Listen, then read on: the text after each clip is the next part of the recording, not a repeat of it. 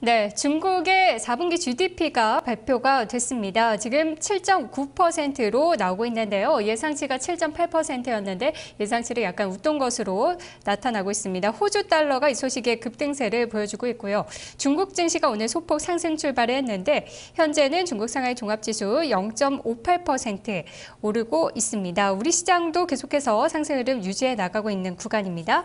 자, 계속해서 테마 흐름 살펴보도록 하겠습니다. 오늘 여러 가지 테마들이 좀 산발적으로 움직이고 있는데요. 현재는 태양광 관련 테마 그리고 무선 충전 테마도 상승 흐름 이어가고 있습니다. 정종현 전문가 만나보겠습니다. 안녕하세요. 네, 안녕하십니까. 정동현입니다. 네, 오늘 테마 어떻게 보세요? 네. 자, 간밤에 S&P 500 지수가 5년 이래 최고치를 기록할 정도로 글로벌 증시는 굉장히 좋은 영상입니다만, 이제 국내 증시는 여러 가지 일단 수급적인 면, 특히나 오늘 같은 경우도 중국의 GDP 성장률에 대해서 기대치가 상당히 많았고 예상치보다 잘 나왔는데 발표되는 순간에 지수의 고점이 확 낮아지는 그런 움직임이 교하고 있다는 점은 결국엔 수급적인 부담감이 여전히 작용하고 있다라고 좀 볼 수 있을 것 같습니다. 테마주의 움직임 자체도 일단 지수가 강세이기 때문에 일정 부분의 어떤 움직임이 나타나고 있는데 일단 급등세를 보이기보다는 조금 폭넓게 확산돼 있다라고 좀 볼 수 있겠는데요.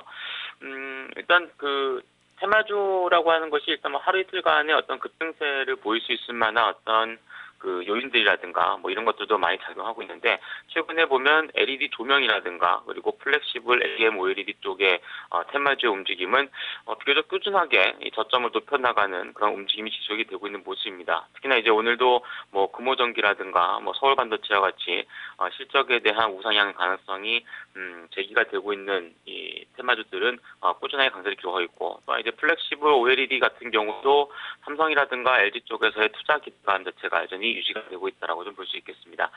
그 밖에도 태양광 관련 종목군들 아무래도 웅진그룹 관련 좀 영향력이 좀 있지 않나라고 좀 보여지는데 여하튼 그 폴리실리콘 관련 중심으로 괜찮은 모습이고요. 이녹스가 신고가를 경신하면서 FPCB 쪽에 대한 관심도가 다시 한번 높아지는 가운데 이러한 쪽도 움직이는 그런 모습을 보여주고 있습니다. 또한 이제 중국의 경기회복과 관련돼 있는 중국 내수 소비재라든가 아니면은 철검과 같은 어떤 산업재 섹터에 있는 종목군들도 아무래도 어제부터 조금 이제 괜찮게 주가가 움직였는데 오늘 중국의 성장세가 발표가 됨으로 인해서 그에 대한 영향력을 좀 받지 않나로 좀 보여지고요. 중국이 오늘 그 4분기 GDP 발표가 됐는데 다음 주에 이제 1월 PMI 지표, 구매자 관리 지표가 발표가 됩니다. 일단 오늘뿐만 아니라 다음 주 시장까지도 중국에 대한 관심도 중국 시장뿐만 아니라 중국 관련 종목군들에 대해서는 꾸준하게 관심을 가져볼 만하지 않나 보여집니다. 네, 어제도 중국 관련주들 말씀해 주셨는데 계속 봐야 될 것 같습니다. 오늘은 플렉서블 OLED 테마 들고 오셨는데요. 어떤 점을 보고 계셨나요? 네, 일단 플렉서블 OLED 테마 쪽의 움직임 자체가 좀 전에 이제 LED와 함께 같이 말씀드린 부분이 결국엔 이게 단기성이 아니라 약간 좀 긴 안목에서의 주가 움직임도 괜찮지 않나라고 좀 보여집니다. 특히나 이제 올해는 작년 같은 경우가 이제 OLED 쪽에 대해서 삼성이 그 투자 계획을 좀 철회하거나 아니면은 축소 방침을 밝힘으로 인해서 관련 소재라든가 장비 관련 종목군들이 좀 힘든 모습이었는데 올해 같은 경우는 이 두 회사 모두 투자 확대 전망이 나오고 있고 특히나 이제 얼마 전에 끝났던 세계 최대 가전쇼 CES를 통해서 양사 모두 플렉시블 OLED TV를 최초로 공개를 했고 이제 스마트폰용의 어떤 작은 그 이제 플렉시블용 디스플레이로도 발표가 된 양상이라는 점은 당장에 일단 시제품이 나올 수 있는 그런 부분은 아니겠습니다만 이러한 부분이 이제 장기적으로도 성장 가능성이 높게 이 평가를 받고 있다라고 볼 수 있을 것 같습니다. 특히 이제 플렉시블 OLED TV 쪽은 양사 모두 제품 발매 시기를 이제 조율할 정도로 이제 물밑 작업이 상당히 심하다라고 하는 그런 평가를 받고 있는 그런 모습이기 때문에 당장의 어떤 실적에 대한 부분보다는 지난해에 비해서 올해는 대형사들 쪽에서의 투자 확대가 이어질 수 있다라고 하는 쪽에서 수혜 가능성을 좀 엿보는 것이 좋다라고 좀 보여집니다.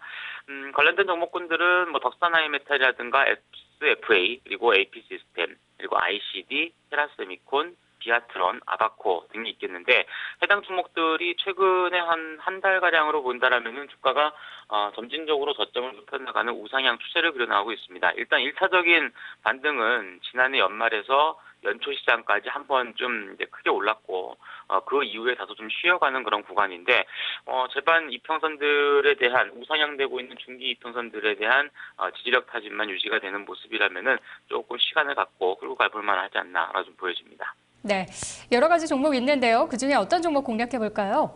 예, 12월 달에 미리 좀 추천을 드렸던 테라세미콘을 다시 한번 갖고 왔는데요. 사실 목표 주가, 그러니까 매수가 15,000원대 부근에서 목표했던 2만 원대 벌써 넘어섰고 최근에는 일단 고가 권역에서의 일부 조정 국면이 나타나고 있는 모습이긴 합니다만 관련된 종목군들이 아무래도 기대감 자체가 유지가 되고 있기 때문에 급격한 어떤 하향 조정만 아니라면은 조정식 매수 관점으로서의 꾸준한 하향 가능성은 크지 않나라고 좀 보여집니다. 그래서 기존에 목표했던 가격대를 이제는 새로운 매수 가격으로 봐도 괜찮을 것으로 판단이 됩니다. 그래서 매수가는 2만 원을 드리겠고요.